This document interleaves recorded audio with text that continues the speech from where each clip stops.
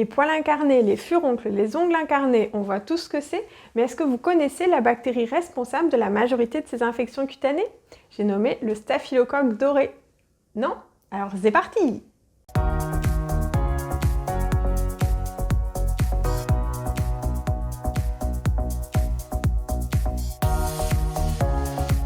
Coucou, c'est Dermatodré, je suis médecin dermatologue et je réalise des vidéos sur YouTube, Instagram et TikTok pour que tout le monde puisse comprendre comment la peau fonctionne et comment en prendre soin. Aujourd'hui, nous allons parler du staphylocoque doré.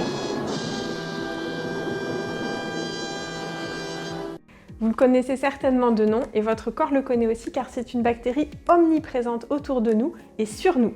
D'abord, un staphylocoque, c'est quoi ? C'est un microbe de type bactérie, donc ni un virus, ni un parasite, ni un champignon. Et pour les puristes du laboratoire, c'est une bactérie de la famille des Coccigram+.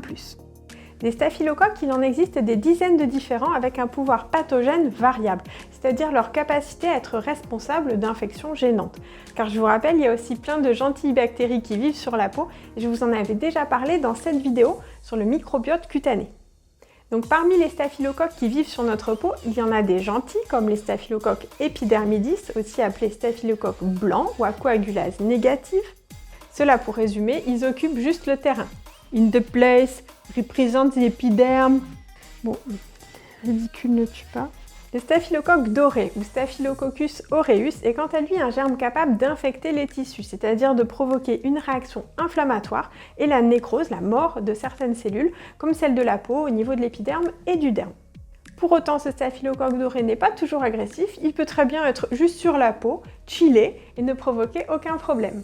Il y a d'ailleurs 30% de la population qui porte du staphylocoque doré dans les narines sans le savoir parce que c'est asymptomatique. Le staphylocoque est juste là, en mode posé, dans leur nez. Et ouais gros, au KLM sous le cornet. Je suis ridicule là, complètement. Quand on se touche le visage, quand on s'essuie le nez, on en récupère sur les mains et on va le coller ailleurs.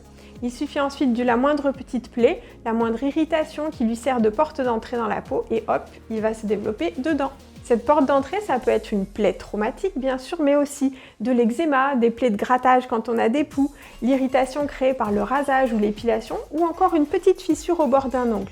Dans toutes ces situations, le staphylocoque a directement accès au derme. Hop, il aime bien s'y développer, c'est chaud, il a de quoi se nourrir. Quand l'infection est superficielle, on parle d'impétigo ou d'impétiginisation quand il s'agit d'une maladie de la peau préexistante comme l'eczéma. Quand une racine de poil est concernée, il s'agit d'une folliculite, voire d'un furoncle. Et quand tout le derme est infecté, on parle d'érysipèle ou de dermo-hypodermite.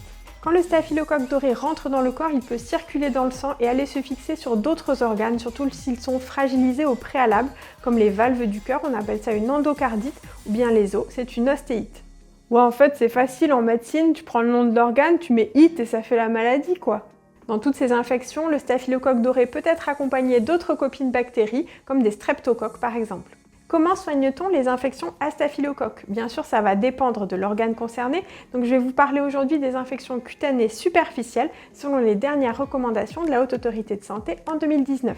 En cas de folliculite ou de furoncle isolé, c'est-à-dire un poil incarné qui forme une pustule blanche en regard de la racine du poil, un simple lavage, eau, savon plus ou moins désinfectant, 2 fois par jour pendant quelques jours, c'est suffisant. Il n'y a pas besoin de prélèvement bactériologique ni d'antibiotiques. Un furoncle, ça guérit spontanément.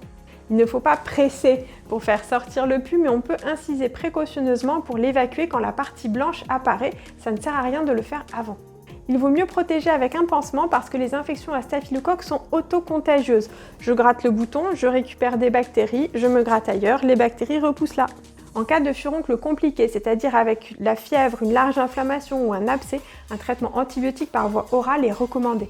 Si les furoncles récidivent souvent, on parle de furonculose et dans ce cas, les prélèvements au laboratoire sont nécessaires au niveau du furoncle, mais aussi des gîtes où le staphylocoque aime bien se reposer. Je vous parlais tout à l'heure des narines, mais il y a aussi les plis.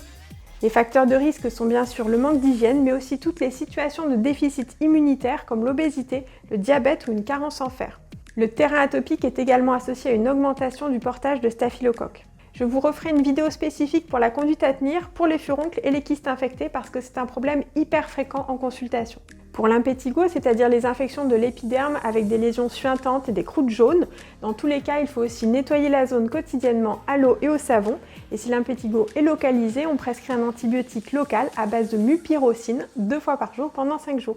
Si l'impétigo est plus grave, c'est-à-dire qu'il s'étend rapidement, ou bien qu'il y a plus de 6 lésions, ou bien qu'elle représente l'équivalent de 2 fois la surface de la main du patient, dans ce cas, il est recommandé de prescrire un antibiotique par voie orale pendant 7 jours après avoir fait un prélèvement bactériologique.